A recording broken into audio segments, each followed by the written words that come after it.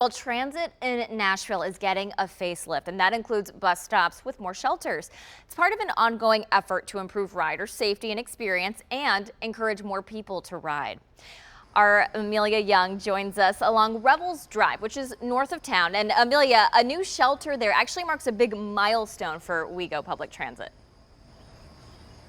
Yeah, that's right, Rebecca. It marks its 250th bus shelter that's been built here in Nashville. It takes your typical bus stop that's just a sign in the grass and transforms it into an area with a shelter overhead to protect people from rain, also benches and a new sidewalk for them to stand on, and especially good lighting too to keep them safe. Now, for some perspective, in 2014, WeGo had built a little more than 100 bus shelters like this one, and within 8 years, they've now reached 250. The goal is to continue upgrading bus stops as part of WeGo's Better Bus Plan, which aims to improve Nashville's public transit and safety for riders. This 250th shelter is right across from Faith United Missionary Baptist Church. Eric Melcher with WeGo says the pastor here is grateful for the update so that his congregation will be able to feel more secure. The spot was also specifically chosen as part of an initiative from Mayor Cooper that collected community input from this area about upgrades they'd like to see.